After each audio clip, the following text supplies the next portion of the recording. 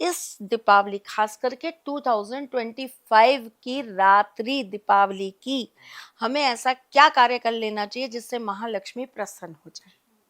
ठीक, तो इस रात्रि हमें सिर्फ छोटी छोटी दो चीजें करनी है।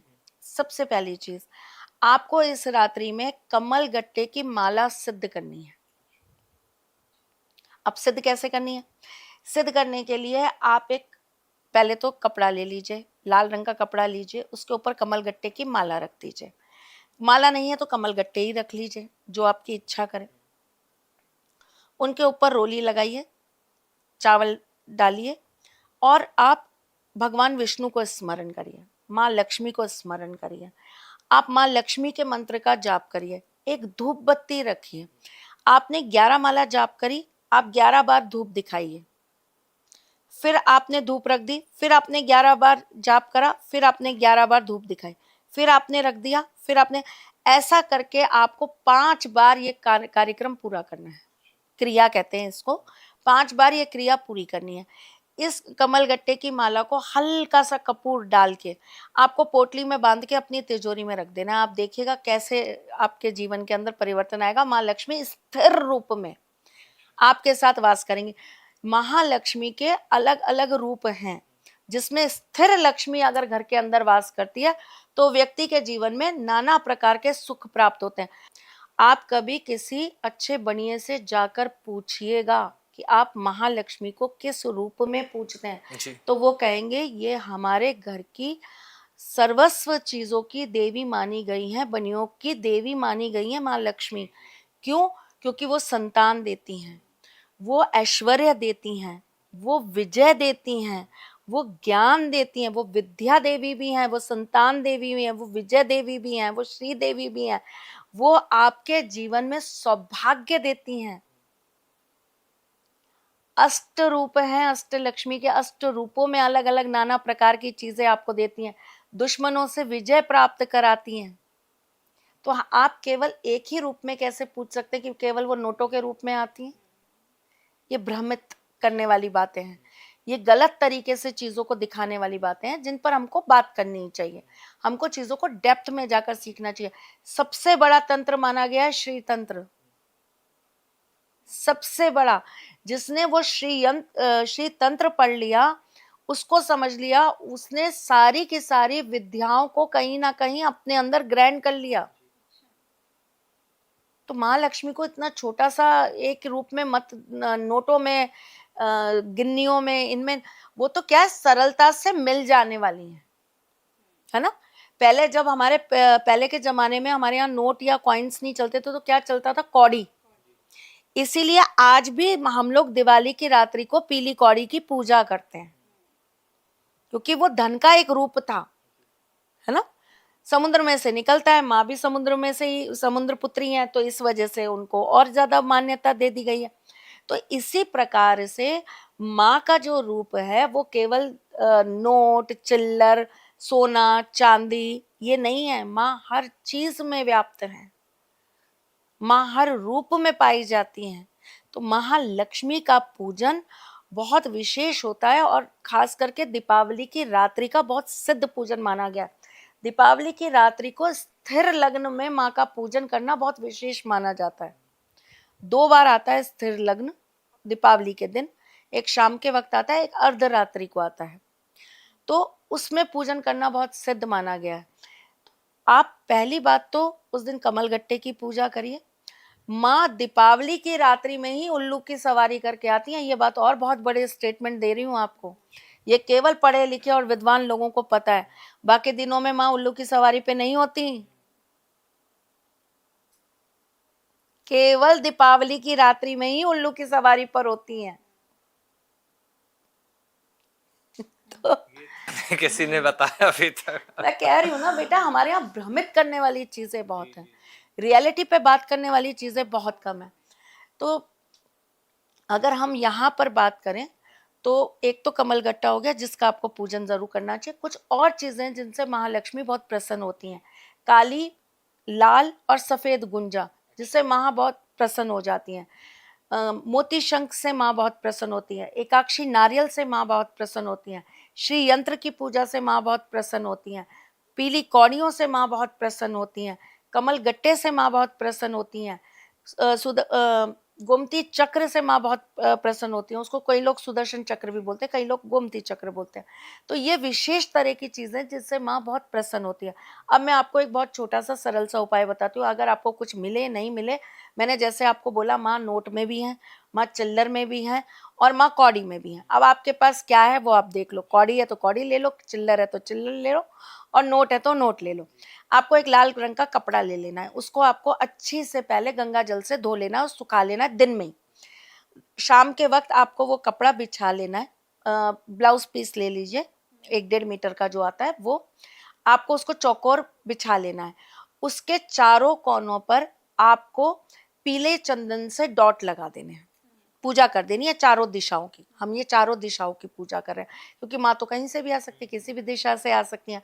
लोग वैसे बांध देते हैं कि माँ लक्ष्मी के आने की ये दिशा है, माँ लक्ष्मी, अरे माँ लक्ष्मी कहीं से भी आ सकती हैं, वो नीचे से भी आ जाएंगे, ऊपर से भी आ जाएंगे, 8 दिशाओं से आ जाएंगी, कोई उनके ऊपर कोई रोक नहीं है, माँ के आने का कोई रास्ता नहीं है।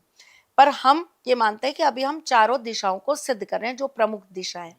तो चारों दिशाओं पे आपने चंदन का तिलक लगा दिया, फिर आप दोनों चंदन के डॉट्स के बीच में एक रोली का तिलक लगा देंगे, तो अष्ट दिशाएं आपकी सिद्ध हो गई। ठीक है, अब उसके बाद में आप जो बीच की जगह है उस पे आप स्वास्तिक बना देंगे, ये बना देंगे आप रोली से। ठीक है, उसके ऊपर आपके पास चिल्लर है, चिल्लर रख दीजिए, यानी कि सिक्के, 1, 5, 7, 9, 11, 21 जितने रखने चाहते हैं उतने रख दीजिए। आपके पास पीली कौड़ी, आप पीली कौड़ी रख दीजिए। आपके पास नोट है तो आप फोल्ड करके नोट रख दीजिए। अब आपको क्या करना है, आपको इसके ऊपर थोड़ा सा इत्र छिड़कना है। ठीक है, इत्र फॉर्म प्योर होना चाहिए।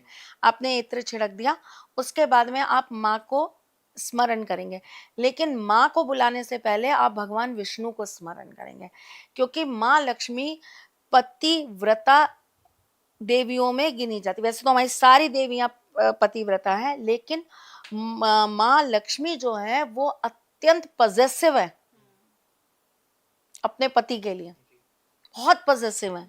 ठीक है, और वो बिल्कुल भी एक क्षण के लिए, एक पल के लिए भी विष्णु भगवान को छोड़ना नहीं चाहती, वो हमेशा उनके साथ रहना चाहती हैं। तो यहाँ पर अगर हम कहें तो उनका प्यार जो है बहुत इंटेंस है ना। तो अगर आप उनको बुलाएंगे वो आ तो जाएंगे, बच्चों के आगमन पर आएंगे, फिर वो चंचला रूप में तुरंत चली जाएंगी, इसलिए उनको चंचल कहा जाता है। आज तक आपको पता नहीं होगी ये बात कि माँ को चंचल क्यों कहा जाता है। आप अकेले बुलाते हो उनको, पतिदेव के साथ बुला लीजिए, कभी नहीं जाएंगी, वहीं बैठ जाएंगी आपके घर के अंदर वास करके। ठीक है, तो यहाँ पर आप पहले भगवान विष्णु का स्मरण करिए, फिर माँ का स्मरण करिए, फिर आप गणेश जी का स्मरण करिए और फिर उसके बाद में आप माँ सरस्वती का स्मरण करिए, क्योंकि पैसे के साथ साथ बुद्धि होना बहुत जरूरी है। मैंने बहुत सारे लोग देखे जिनके पास पैसा बहुत है लेकिन बुद्धि भी नहीं, इतनी रत्ती भर की भी उनके अंदर बुद्धि नहीं है। उनको कैसे क्या करना है, कब क्या आचरण करना है, कब किससे क्या बोलना है, किस लहजे में बात करनी है, किसको कैसे आओ भगत करनी है, किसका कैसे उनको बैठ के सम्मान करना, उनको बिल्कुल कुछ भी नहीं आता। और कहने के लिए भाई साहब वो दिखाएंगे आपको, देखो मैं तो 5 लाख का पर्स लेके चल रहा हूँ, देखो मैं तो 50 लाख के घर में रह रहा हूँ, देखो मेरी तो गाड़ी इतनी बढ़िया। अरे भाई, इंसान भी तो बड़े बनो, इंसान भी बड़े बनो। ठीक है, वो चीज कैसे आएगी, जब आपके पास माँ लक्ष्मी के साथ साथ भगवान गणेश जी का भी आशीर्वाद होगा, वरना धन विहीन लक्ष्मी, ज्ञान विहीन लक्ष्मी आपके घर वास करेगी। तो ऐसे में क्या होता है, मैं इसकी आपकी थोड़ी सी चीजें समझाती हूँ। ऐसे में क्या होता है, ऐसे में आपके पास पैसा तो आ रहा है, लेकिन आप उस पैसे को गलत जगह इस्तेमाल करोगे। आप उस पैसे को कहीं ना कहीं ऐसी जगह इन्वेस्ट कर दोगे जहां से आपको प्रॉफिट नहीं आएगा, लॉस हो जाएगा। हम बिना सोचे समझे लगा देते ना, भाई तूने इसमें पैसे लगाए, हाँ लगाए, कितना फायदा हुआ, 20%। अच्छा, एक ही दिन में 20% हो गया, हाँ हो गया, मेरे भी लगा दे। आपने तहकीकात करी नहीं, आपका पैसा बर्बाद हो गया। किसी ने आपको बोला वहां से वो चीज खरीद लाओ, बहुत अच्छी है, उस दुकान पे बहुत अच्छी मिलती है। आप गए, आप चीज लेके आए, आपकी चीज खराब निकल गई, दूसरे की अच्छी में निकल गई। इसे कहते हैं धन विहीन लक्ष्मी। मैंने एक पॉडकास्ट किया था लक्ष्मी और अलक्ष्मी पर। पैसे सबके घर में होते हैं, जो दारू पीता है उसके घर में भी हैं, जो नॉनवेज खाता है उसके घर में भी हैं, जो सत्कर्म करता है उसके घर में है, जो अच्छे कर्म नहीं करता उसके घर में भी है, स्मगलिंग जो करता है उसके घर में भी तो पैसे हैं, जो मर्डर करता है पैसे लेके उसके पास भी तो पैसे आ रहे हैं ना, तभी तो कर रहा है। लेकिन उसका असर क्या है? तो ये एक तरीके से अलक्ष्मी है। लक्ष्मी है लेकिन अलक्ष्मी है, जो आपको कहीं भी कुछ भी अच्छा नहीं देती। ठीक, तो आपको ये करना है, आपको सबको स्मरण करना है, सबको याद करना है, सबसे प्रार्थना करनी है ताकि आप बढ़िया भरपूर रहें, यहां से भी और हर तरह से। ठीक, अब इस पोटली को आपको चारों कोनों से पकड़ लेना है। इधर से पकड़ा, इधर से पकड़ा, इधर से पकड़ा, इधर से पकड़ा, चारों कोनों को मिला लेना है और इसके ऊपर आपको धागा बांध देना है, चारों कोनों कोनों को, और इसको आपको वहीं पे रात भर के लिए छोड़ देना है। अगले दिन आपको इसे यहाँ से उठा के और किसी कपड़े के अंदर लपेट के, कोई भी साफ कपड़े के अंदर, कोई भी कलर का कपड़ा हो उसके अंदर लपेट के अच्छी से गांठ बांध के आपको इसको अपनी तिजोरी के अंदर रख देना है। अच्छा, इससे माँ लक्ष्मी प्रसन्न रहेंगी। इस जो आपने ये जो बनाई है ना, जो पोटली आपने बनाई है, मैंने फिर आपको समझा रही हूँ, और फिर ये गलती कोई ना करे कि यहाँ से उठाया सिरा, यहाँ से उठाया सिरा, बांध दिया, यहाँ से उठाया और यहाँ से उठाया बांध दिया। बांध दोगे तो ये प्रयोग खराब। आपको चारों कोनों को एक साथ जोड़ के उसे ऊपर से धागे से आपको बांध देना है। गिठान नहीं बांधनी है, गिठान आपको उस गिठान आपको उस पोटली की बांधनी है जिसके अंदर आप उसको रख रहे हैं।